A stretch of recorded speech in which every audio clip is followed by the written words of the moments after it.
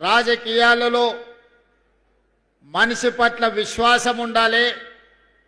ఆ మనిషి ఇచ్చే మాట మీద నమ్మకం ఉండాలి.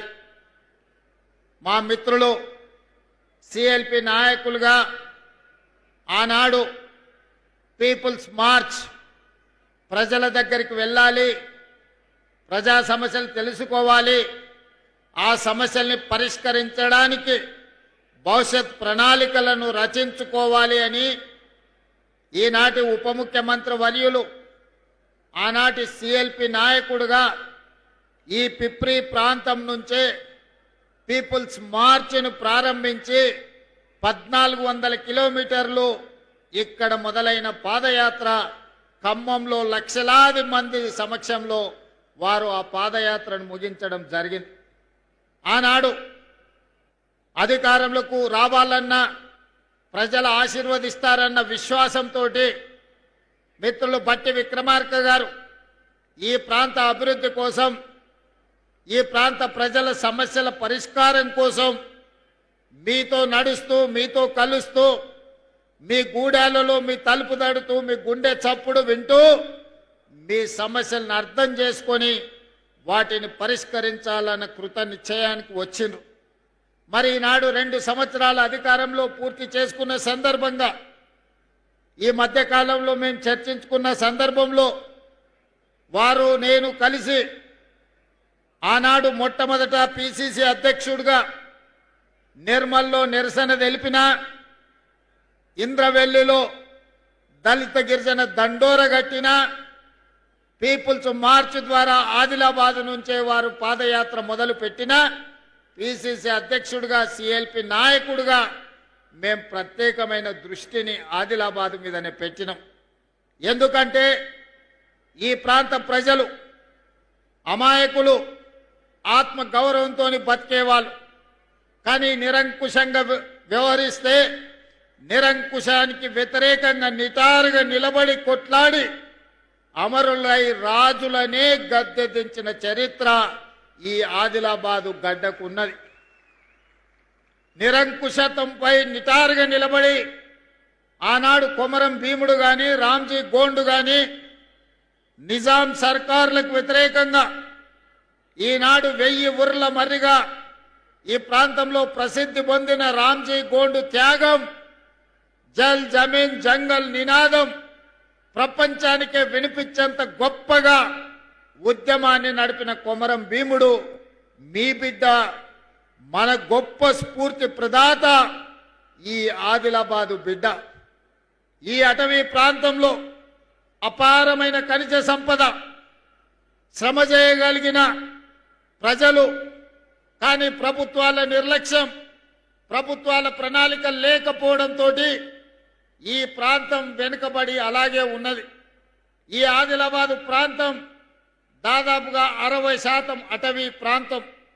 అపారమైన ఖనిజ సంపద ఉన్నది, అపారమైన జలవనరులు ఉన్నాయి, అపారమైన ప్రాచీన సంస్కృతి ప్రాంతంలో ఉన్నది. కానీ ఈ ప్రాంతానికి పరిశ్రమలు రాలే, ఈ ప్రాంతంలో వ్యవసాయం విస్తరించలే, ఈ ప్రాంతంలో విద్య వైద్యము ఈనాటికి పేదలకు అందలే. ఈనాడు ఈ ఆదిలాబాద్ అటవీ ప్రాంతంలో ఉన్న గూడాలలో ఇప్పటికీ పూరు గుడిసెలుగానే ఉన్నాయి. తాగడానికి నీళ్లు అందని పరిస్థితి ఇంకా మన కళ్ళ ముందు కనిపిస్తూనే ఉంది. నేనే స్వయంగా ఈ ప్రాంతంలో పర్యటనకు వచ్చినప్పుడు గూడాలలో పర్యటించిన నాడు మిత్రులు స్వయం బాబురావుతో మాట్లాడి ఈ ప్రాంత గూడాలలో ఉన్న పటేళ్లను కలిసి తప్పకుండా మన ప్రభుత్వం వస్తుంది, మీ సమస్యను పరిష్కరిస్తామని ఆనాడు ఈ ప్రాంతంలో గూడాలలో ఉన్న పటేళ్లకు నేను మాటిచ్చి ఈ ప్రాంతం అభివృద్ధి పదం వైపు నడిపిస్తా అని చెప్పి ఆనాడు అనుకున్నాం. అదేవిధంగా మా మిత్రులు ప్రేమ్ సాగర్ రావు గారు ఎప్పుడు మాట్లాడినా మాకొక సమయంలో నమ్మకం, విశ్వాసం సన్నగిల్లినప్పుడు, అన్నా మీరు అధైర్యపడకండి, ప్రభుత్వం వస్తుంది, ప్రభుత్వం వచ్చిన తర్వాత నీ సొంత జిల్లా పాలమూరుకి ఏ ప్రాధాన్యత ఉంటుందో, అత్యంత వెనుకబడిన ప్రాంతం 70 సంవత్సరాలు అభివృద్ధికి నోచుకొని ఆదిలాబాదును పాలమూరుతో సమానంగా నువ్వు అభివృద్ధి చేయాలి, ఈ ఒక్క మాట నువ్వు నాకు ఇవ్వు, ఈ జిల్లా మొత్తం నీకు అండగా నిలబడుతుందని మిత్రులు ప్రేమ్ సాగర్ రావు అనేటోడు. వారు మాట్లాడినప్పుడు ధైర్యం వచ్చేది, గుండె నిండా ఊపిరి పీల్చుకొని కొట్లాటకు సిద్ధమయ్యేది. మళ్ళా నెల తిరుగుతేనే ఏమో ఏమవుతుందో అని భయం ఉండేది. ధైర్యం కాస్త భయంగా మారి భయం నుంచి పోరాటం చెయ్యాలి. ఈ పోరాటంలో విజయం అన్న సాధించాలి, లేకపోతే ఈ ప్రాంతమే ఎడారిగా మారుతుంది. ఈ ప్రజల కోసం ఎట్టి పరిస్థితుల్లో ప్రజాపాలన తీసుకురావాలి అని ఒక ఉక్కు సంకల్పంతో ఎన్ని కేసులు పెట్టినా, ఎన్ని అక్రమ నిర్బంధాలు చేసినా, ఎన్ని రకాల అవంతరాలు కల్పించినా, ఎన్ని ఒత్తిళ్లు చేసినా వాటికి నిలబడి గుండె ధైర్యంతో కాంగ్రెస్ పార్టీ కార్యకర్తలు కొట్లాడినరు కాబట్టే ఈనాడు ప్రజాపాలన అధికారంలోకి వచ్చింది. మిత్రులారా, నేను చాలా సందర్భాలలో చెప్పిన, ఎన్నికలు వచ్చినప్పుడే రాజకీయాలు, ఎన్నికలు వచ్చినప్పుడే జెండాలు ఎజెండాలు, ఎన్నికలు వచ్చినప్పుడు మన పార్టీని మన వాళ్ళని గెలిపించుకోవడానికి 100% ప్రయత్నం చేద్దాం. ఎన్నికలు ముగిసిన మరుక్షణం ఈ వేదిక మీద ఉన్న ఎవరైనా, అనిల్ జాదవ్ కావచ్చు, పాయల శంకర్ కావచ్చు, గోడెం నగేష్ గారు కావచ్చు, ఎవరైనా కావచ్చు, వాళ్ళు మా రాజకీయ ప్రత్యర్థులే కానీ మాకు శాశ్వతమైన శత్రువులు కాదు. ఈనాడు మేము వాళ్ళని శత్రువులుగా భావించడం లేదు. భిన్నమైన ఆలోచనలు ఉండొచ్చు, అభివృద్ధి విధానంలో వాళ్లకు మాకు భిన్నాభిప్రాయాలు ఉండొచ్చు, అవి భేదాభిప్రాయాలు కావు. అందుకే ఈనాడు ఈ అభివృద్ధి ప్రణాళికలో పార్టీలకు అతీతంగా ప్రభుత్వ కార్యక్రమంగా మిత్రులందరినీ పిలిచి వాళ్ళతోని మాట్లాడిపించి మీ ప్రాంత సమస్యల్ని వారు మా దృష్టికి తీసుకొస్తే ఆ సమస్యల్ని పరిష్కరించాలన్న కృత నిశ్చయంతో ఈనాడు అనిల్ జాదవ్ కావచ్చు, లేకపోతే గోడెం నగేష్ కావచ్చు, అందరిని కూడా మాట్లాడిపించినాం. నేను ఎందుకు ఈ వేదిక మీద నుంచి మాట చెప్తున్నా అంటే, 4 కోట్ల తెలంగాణ ప్రజలు ఆలోచన చెయ్యాలి. తెలంగాణ రాష్ట్రం వచ్చిన 10 సంవత్సరాలలో ఈ సంస్కృతి ఎన్నడైనా ఉన్నదా? ఈ సాంప్రదాయం ఎన్నడైనా కొనసాగించిందా? ఆనాడు ముఖ్యమంత్రులు మంత్రులు వస్తున్నారంటే ప్రతిపక్షాలకు సంబంధించిన ఎమ్మెల్యేలను కార్యకర్తలను పోలీస్ స్టేషన్లో నిర్బంధించి బందర్ దొడ్లో కొట్టినట్టు పోలీస్ స్టేషన్లో కొట్టేటోళ్ళు. ఇవాళ పరిస్థితి లేదు. ఇది ప్రజాస్వామిక పరిపాలన, ఇది ప్రజాపాలన. ప్రజాపాలనలో ప్రతిపక్షాలకు సహేతుకమైన సమస్యల్ని లేవనెత్తడానికి అవకాశం ఇవ్వాలి. శాసనసభలో, శాసన మండలిలో ప్రశ్నలు లేవనెత్తడానికి, ప్రభుత్వం నుంచి పనులను సాధించుకోవడానికి అవకాశం ఇవ్వాలని చట్ట సభల్లోనే కాదు బహిరంగ వేదికల్లో కూడా మా ప్రతిపక్షాలైన ఎమ్మెల్యేలను, ఎంపీలను మాట్లాడిపిస్తున్నాం. ఈ సాంప్రదాయాన్ని తెలంగాణలో కొనసాగించాలి. తెలంగాణ అంటే రాజకీయ విలువలకు వేదిక, తెలంగాణ అంటే ఒకరినొకరి గౌరవించుకునే ప్రాంతమని ఈ దేశానికే ఆదర్శంగా నిలబడాలని ఈనాడు ఒక మంచి సాంప్రదాయానికి ప్రయత్నం చేస్తున్నాం. మా మిత్రులు కలిసి వచ్చినందుకు వారికి మనస్ఫూర్తిగా నేను ధన్యవాదాలు తెలియజేస్తున్నా. కొంతమంది కొన్నిసార్లు మైకు వస్తే చాలు, ఏది మాట్లాడుతున్నాం, ఎందుకు మాట్లాడుతున్నాం, ఎప్పుడు మాట్లాడుతున్నాం, ఎలాంటి భాష వాడుతున్నామనే విచక్షణ కోల్పోయి ఏది పడితే అది మాట్లాడడం ద్వారా పేదలకు, దళితులకు, ఆదివాసులకు, గిరిజనులకు అన్యాయం జరుగుతుంది. ఇన్నవాడికి మాట్లాడే వాటికి వచ్చే నష్టం ఏం లేదు. కానీ అదే సమస్యల్ని ఒక పద్ధతి ప్రకారం లేవనెత్తితే ఈనాడు మంజూరు చేసిన ప్రాజెక్టులు మా శాసనసభ్యులు ఏం లేరు. ఈరోజు young India integrated residential school కావచ్చు, సాగునీటి ప్రాజెక్టులు కావచ్చు, రోడ్లు కావచ్చు, ఇచ్చిన పనులు కాంగ్రెస్ పార్టీ శాసనసభ్యులు, పార్లమెంట్ సభ్యులు లేరు. లేకపోయినా ఇది పేదలకు అన్యాయం జరగకూడదు, పేదలకు మేలు జరగాలి, ఈ ప్రాంతంలో అభివృద్ధి పెంచాలి అని ఈనాడు ఇన్ని పనుల్ని మంజూరు చేసి ఈరోజు 1250 కోట్ల రూపాయలతోని మా మిత్రులు బట్టి విక్రమార్క గారు ఉదయం బయలుదేరే ముందు నాకు ఒక ఫోన్ చేసిరు. మనం నిర్మల్ కూడా young India integrated residential school ఇస్తే బాగుంటుంది అని. నిర్మల్లో మా ఎమ్మెల్యే గారు ఏం లేరు, కానీ అక్కడి ప్రజలు మనవాళ్ళే, అక్కడి ప్రజలు తెలంగాణ బిడ్డలే. నిర్మల్కు కూడా young India integrated residential school తక్షణమే మంజూరు చేయండి అని బయలుదేరే ముందు 200 కోట్ల రూపాయలతోటి నిర్మల్ శాసనసభ నియోజకవర్గానికి కూడా ఈనాడు స్కూలు ఇచ్చి ఈరోజు ప్రారంభోత్సవ కార్యక్రమాల్లో మనము ఇంక్లూడ్ చేసుకున్నాం. ఈనాడు ఇందిరమ్మ ఇండ్లు కావచ్చు, అదే విధంగా 200 యూనిట్లు ఉచిత కరెంటు కావచ్చు, రైతు రుణమాఫీ కావచ్చు, రైతు భరోసా కావచ్చు, 500 రూపాయల సిలిండర్ కావచ్చు, ఉచితంగా ఆడబిడ్డలకు ఆర్టీసీ బస్సుల్లో ప్రయాణం కావచ్చు.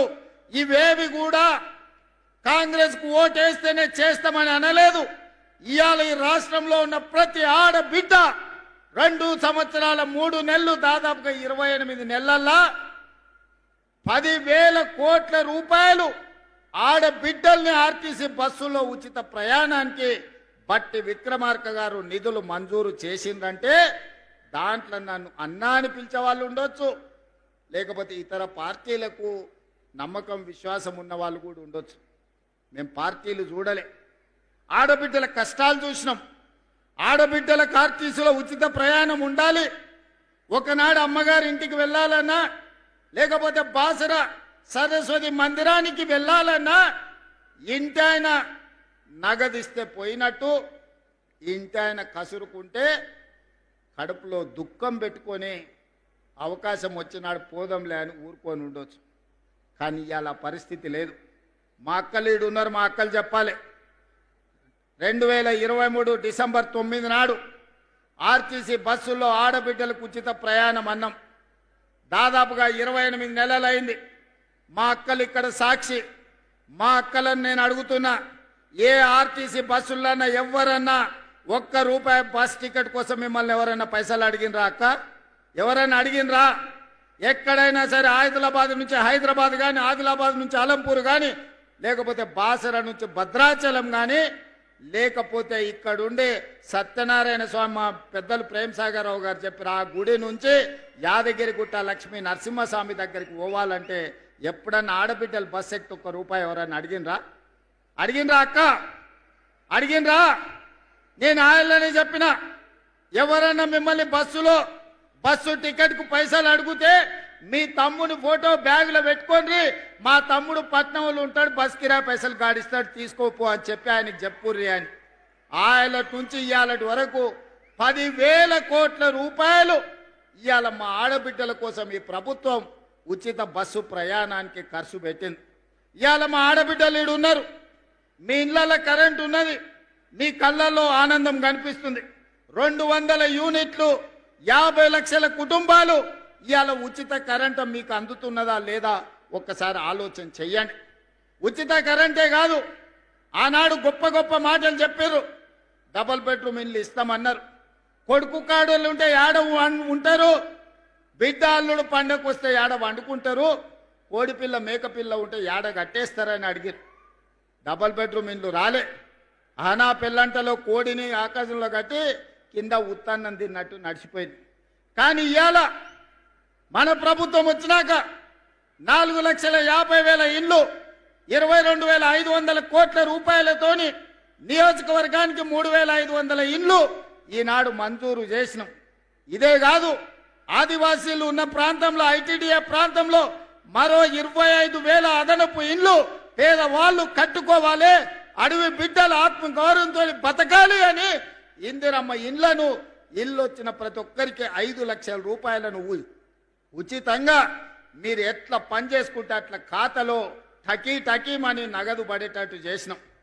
ఇవాళటి వరకు నేను ఈ వేదిక మీద నుంచి ప్రతిపక్షానికి చెప్పదలుచుకున్నా, ఈ ప్రభుత్వం వచ్చినాక దాదాపుగా 5,400 కోట్ల రూపాయలు ఇప్పటికీ ఇందిరమ్మ ఇండ్లు కట్టుకునే పేదల ఖాతాలో నగదు వేసినామని ధైర్యంగా గుండె ధైర్యంతో ఈనాడు ఈ ఆదిలాబాద్ వేదిక మీద నుంచి నేను చెప్పదలుచుకున్నా. ఎన్నడైనా పేదోడు ఆత్మ గౌరవంతో బతకాలి, పేదవాడికి సొంత ఇల్లు ఉండాలి అని ఎన్నడైనా ఆలోచన మీరు చేసిండ్రా? 500 రూపాయలకు సిలిండర్ ఇవ్వాలన్న ఆలోచన మీకు వచ్చిందా?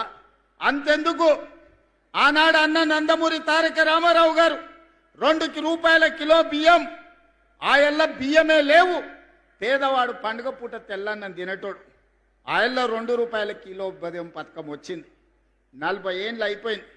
ఇంకా గవ్వే దొడ్డు బియ్యం తినాలంటే కాలం మారింది, పంట మారింది, చదువులు మారినాయి, విజ్ఞానం పెరిగింది. ఇవాళ దొడ్డు బియ్యంతో అన్నం తినే పరిస్థితి లేదు. పసులకు దాన పెట్టే పరిస్థితి వచ్చింది. సన్న బియ్యంతో పేదవాడి కడుపు నింపాలన్న ఆలోచన ఎవరికైనా వచ్చిందా?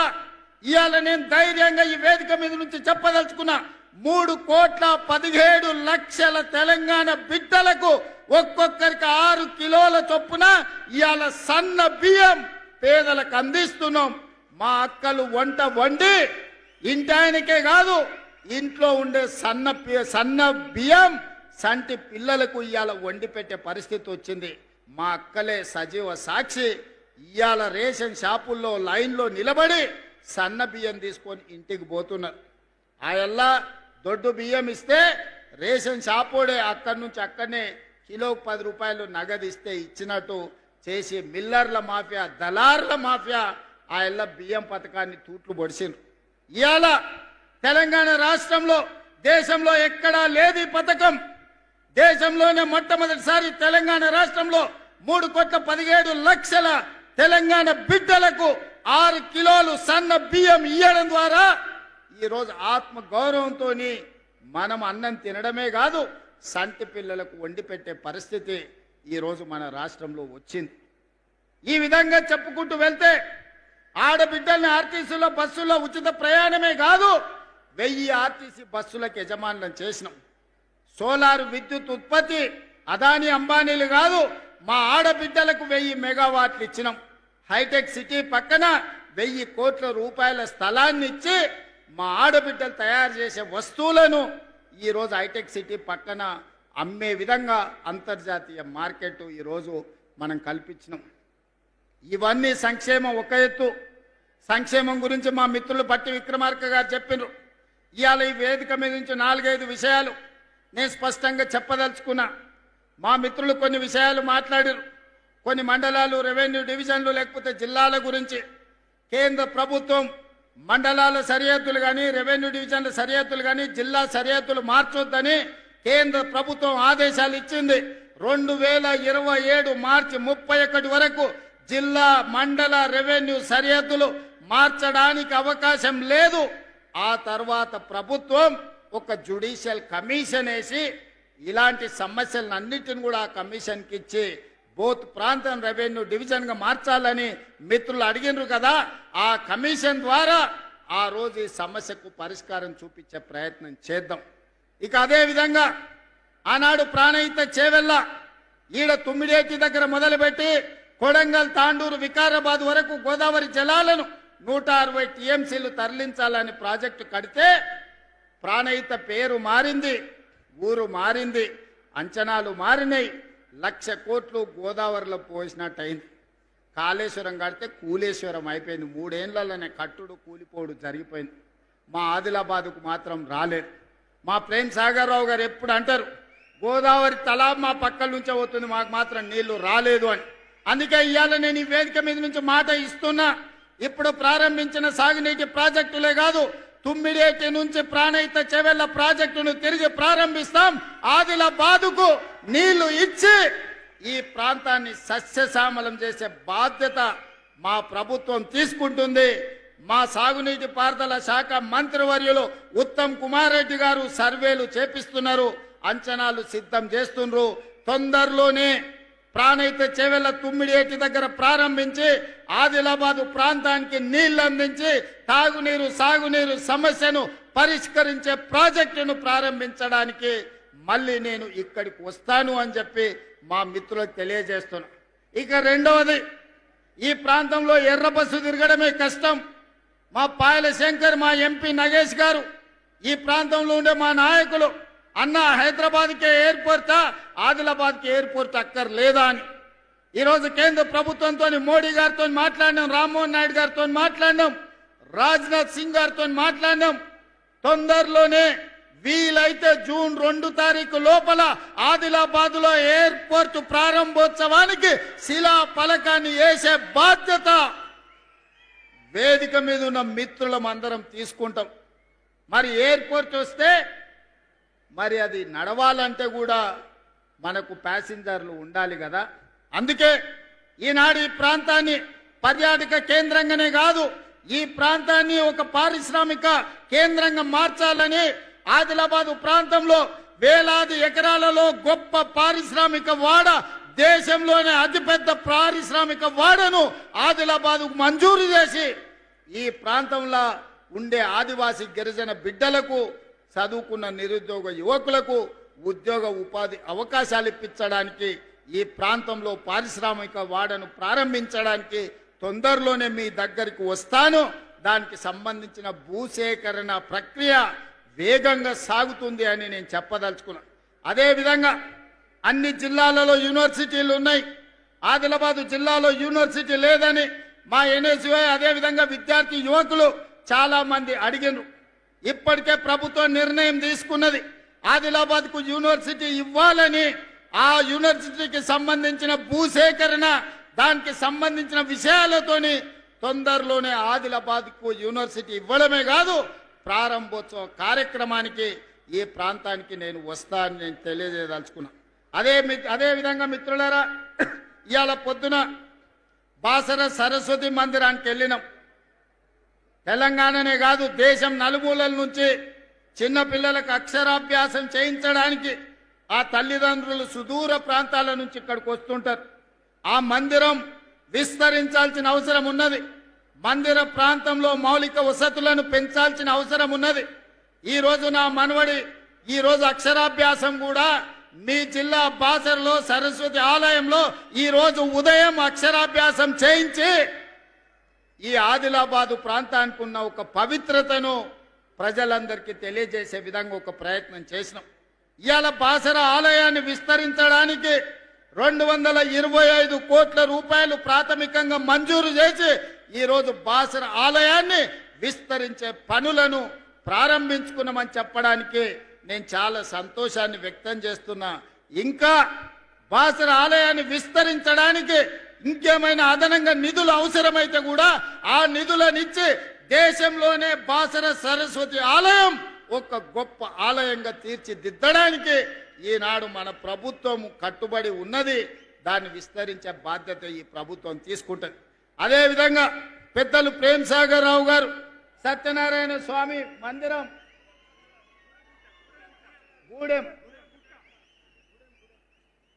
గూడెం సత్యనారాయణ స్వామి ఆలయం వారు ప్రతిపాదన చేసిండ్రు.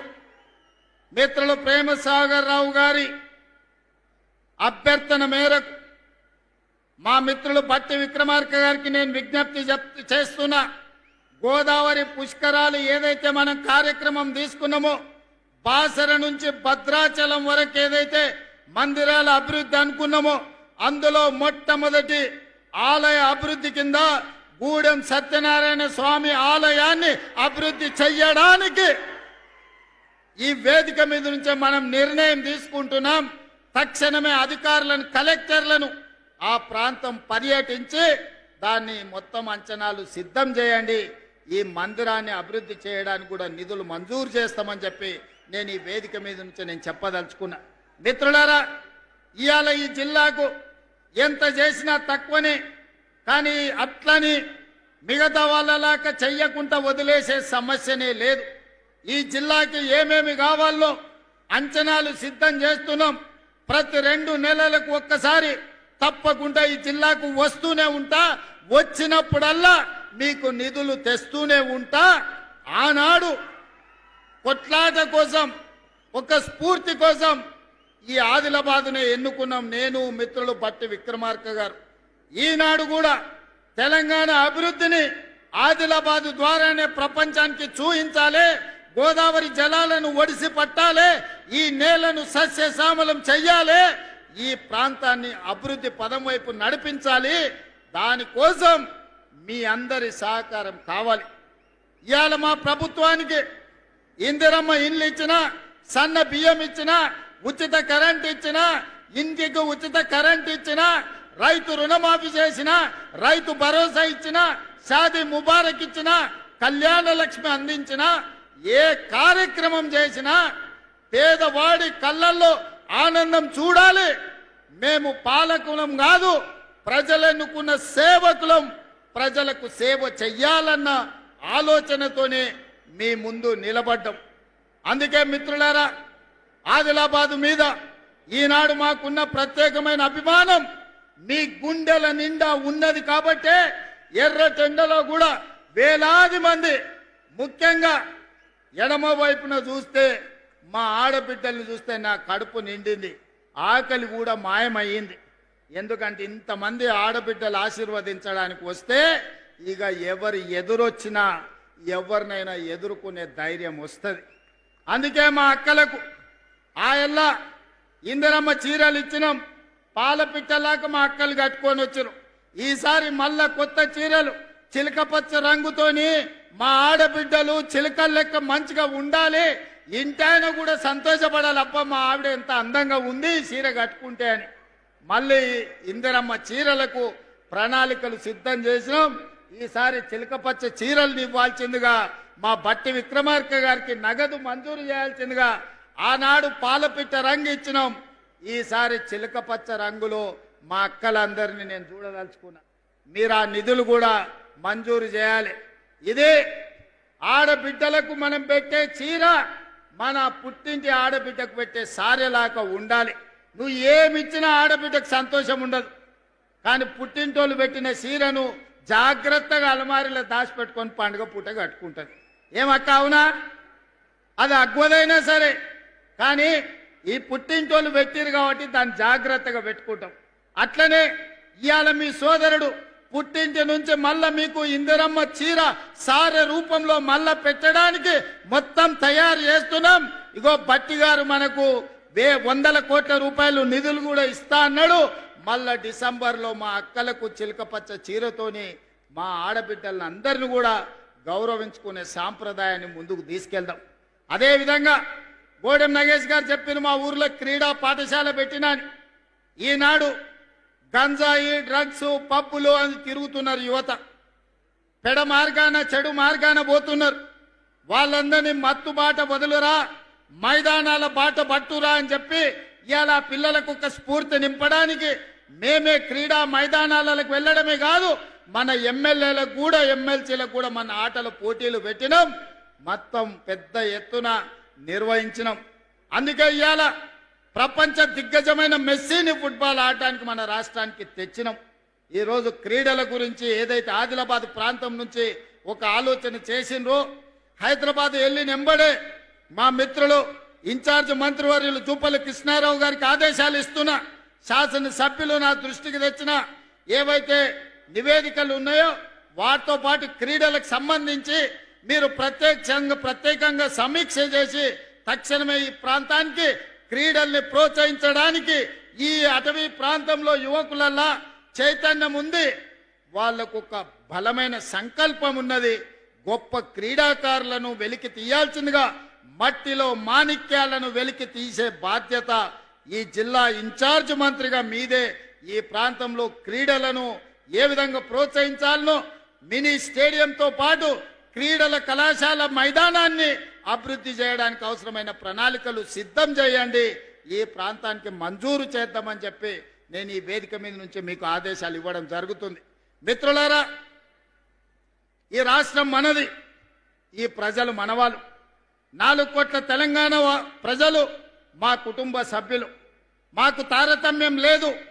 మేము కులమో మతమో ప్రాంతమో లేకపోతే ఏ రకమైన వివక్ష చూపియం. రాజకీయ పార్టీల గురించి ఆలోచన చెయ్యం.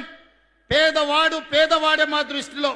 పేదవాడిని మేం ప్రభుత్వం ఆదాయం పెంచాలి, పేదలకు పంచాలి అన్న ఆలోచనతోని మా ప్రభుత్వం పనిచేస్తుంది. ఏ పేదవాడిని ఆదుకున్నా అది మా బాధ్యతగా భావిస్తాం. రాజకీయాలకు అతీతంగా అభివృద్ధి కార్యక్రమాలను ముందుకు తీసుకెళ్తాం. కానీ కొంతమందికి మేము చేసే అభివృద్ధి నచ్చడం లేదు. మారీచులు మాయ వేషంలో, మాయలేడి రూపంలో, మాయగాళ్ళ రూపంలో మీ దగ్గరకు వస్తున్నారు. నిన్న మొన్న చూసిన కొడంగల్ పోయినరు, లేకపోతే మహేశ్వరం పోయినరు, ఇవాళ ఇంకేడుకో పోయినరు. మార్కెట్ యార్డు కట్టలేదు మీరని. 10 ఏళ్ళు మీరు ఎందుకు కట్టలేదని నేను అడుగుతున్నా. పెళ్లి చేసినా, కొత్తగా పెళ్ళైనా పిల్లనో పిల్లగాడో పుట్టాలంటే 9 నెలల్లో 10 నెలల్లో అవుతుంది కదా. కండరాలు తిరిగిన 6 అడుగులు ఉన్నోని పెళ్లి చేసిన 3 నెలల పిల్లల్ని పుట్టించగలడా? అయితే అదే సాధ్యం. దానికి ఒక ప్రక్రియ, ఒక విధానం ఉన్నది. పెళ్ళైన ఎవరికైనా 9-10 నెలలు పడుతుంది పండంటి పిల్లగాడినో బిడ్డనో చూడాలంటే.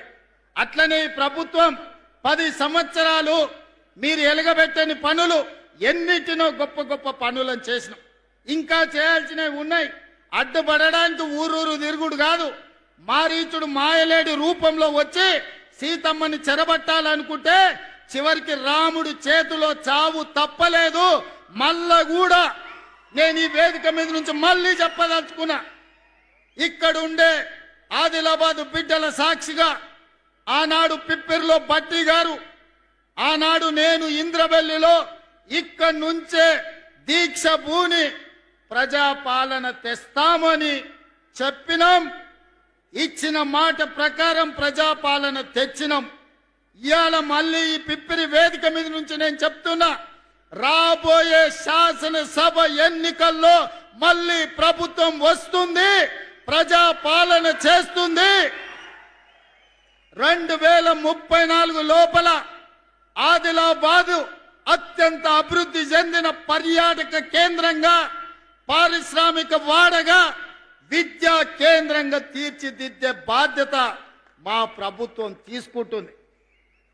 ఇవాళ ఎవరైనా ఏ పార్టీలైనా గెలవని, ప్రజాపాలన నాడు అధికారంలో ఉంటుంది, ఈ ప్రాంతాన్ని అభివృద్ధి చేస్తుంది. మిత్రులారా, కొంతనన్న ఓపిక ఉండాలి, సంయమనం పాటించాలి. 10 ఏళ్ళు వాళ్ళు చేయలేని పనులు, 10 ఏళ్ళు వాళ్ళు సృష్టించిన గందరగోళాన్ని, 10 ఏళ్ళు 8 లక్షల కోట్ల రూపాయలతో అప్పుల్లో రాష్ట్రాన్ని ముంచితే ఒకటొకటి పరిష్కరించుకుంటూ వస్తున్నాం. కొంత సమయం, కొంత వెసులుబాటు ఇవ్వాలి, కొంచెమన్నా ఆలోచన చేయాలి. అరే 10 ఏళ్ళు మనమే ఉంటాం కదా, అన్ని శాఖలు మన దగ్గరనే ఉండే కదా, ఈ 10 ఏళ్లలో మనం చేయలేని పనులు వాళ్ళు చేస్తున్నారు కదా, అంతో ఇంతో అవకాశం ఇవ్వాలి కదా, కొంత ఓపిక పట్టాలి కదా. సంసారం ఏర్పడంగానే ఇంట్లో ఒకవేళ విడిపోతే మనకు గిన్నెలు, చెంబులు, స్టవ్లు తెచ్చుకోవడానికి కొంత సమయం పడుతుంది. ఏర్పాటు అయిన తర్వాత సంసారాన్ని సరిదిద్దుకోవడానికి కూడా కొంత సమయం పడుతుంది. అంత సమయం కూడా ఇవ్వకుండా నాకు వజ్రాలు తేలేదు, వైదూర్యాలు కొనలేదంటే సాధ్యమవుతుందా? అట్లనే ఈనాడు 6 గ్యారంటీలలో ఇంతకుముందే బట్టి విక్రమార్క గారు చెప్పినారు, ఆర్టీసీ బస్సు ఇవ్వలేదా, ఆరోగ్యశ్రీ పథకం ఇవ్వలేదా, సన్న బియ్యం ఇవ్వలేదా, 200 యూనిట్లు ఉచిత కరెంటు ఇవ్వలేదా, ఇందిరమ్మ ఇండ్లు ఇవ్వలేదా, ఈరోజు ఆడబిడ్డలకు ఆర్టీసీ బస్సులు కొనివ్వలేదా, అదానిలాగా ఈరోజు సోలార్ పవర్ విద్యుత్తు ఇవ్వలేదా? ఇలా చెప్పుకుంటూ వెళ్తే అరగంట మేము చేసింది చెప్పగలం. అసెంబ్లీలో మాట్లాడదామంటే రారు. ఏందా నువ్వు చెప్పేది వింటా అంటే చెప్పరు. ఎంతసేపు ఉన్నా లొల్లి పెట్టాలి, యాగి చెయ్యాలి, బురద జల్లాలి, ప్రజల్ని మభ్య పెట్టాలి. ప్రజలంతా అమాయకులు కాదు నాయన. మీ సంగతి చూసిండ్రు, 10 ఏళ్ళు చూసిర్రు. మీరు ఎన్ని పరిశాన్లు చేసిరో ప్రజలకు తెలుసు. ఆనాడు నేను అడుగుతున్నా, తెల్లామొగుడు మాట్లాడుకోవడానికి కూడా భయపడేది, ఫోన్లో మాట్లాడాలంటే ఎవడింటాడో అని. అవునానే? రాజకీయ నాయకులే కాదు, ఆలుమొగులు మాట్లాడుకుంటే కూడా ఇన్న రోజు. ఇవాళ బాజాప్తో రోడ్డు మీదనే మమ్మల్ని తిడుతురు. ఏమన్నా అన్నామా? ఎప్పుడన్నా ఏమన్నా అన్నామా? ఎన్ని మాటలు మాట్లాడుతురు? ఏమన్నా ఎవరి మీద ఏమన్నా కేసులు పెట్టామా? ఎవరు నన్ను సతాయించినామా? అందుకే ఈనాడు తెలంగాణ ప్రజలు స్వేచ్ఛగా బతుకుతున్నారు. మళ్ళీ నిర్బంధాలు కావాలి, మళ్ళీ గడీల పాలన కావాలని ఎవరైనా కోరుకుంటారా? ఆనాడు గడీలను బద్దలు కొట్టిన ప్రాంతమే, నిజాం సర్కార్ గడీలను బద్దలు కొట్టిన ప్రాంతమే ఆదిలాబాద్ గడ్డ. ఆ బిడ్డలే రామ్జీ గోండు, కొమరం భీముడు. గడీలను బద్దలు కొట్టిన ఈ ప్రాంతం నుంచి నేను చెప్తున్నా, మళ్ళీ గడీల పాలన రానివ్వము, మళ్ళీ రాక్షసులను మమ్మల్ని పాలించే పరిస్థితి రానివ్వం. ఈరోజు ప్రజలకు సేవకులుగా సేవలు అందిస్తాము, తెలంగాణ రాష్ట్రాన్ని అభివృద్ధి పదం వైపు నడిపిస్తాము. ఖచ్చితంగా 2034 వరకు ఈ ప్రభుత్వం కొనసాగుతుంది. మా ఆడబిడ్డల ఆశీర్వాదం ఉంటుంది, మా సోదరుల సహకారం ఉంటుంది. మళ్ళీ వస్తా జూన్ 2 లోపల ఆదిలాబాద్కు చెప్పిన వాటిల్లో చాలా వరకు మళ్ళీ మంజూరు చేసి తీసుకొచ్చి మీ పనులు ప్రారంభించే కార్యక్రమం చేస్తా. మళ్ళీ వచ్చే కార్యక్రమంలో ఇదే ఉత్సాహంతో ఇదే అభిమానంతో మనందరం కలిసికట్టుగా పనిచేద్దామని తెలియజేస్తూ మీ అందరి దగ్గర సెలవు తీసుకుంటున్న ధన్యవాదాలు మిత్రులారా.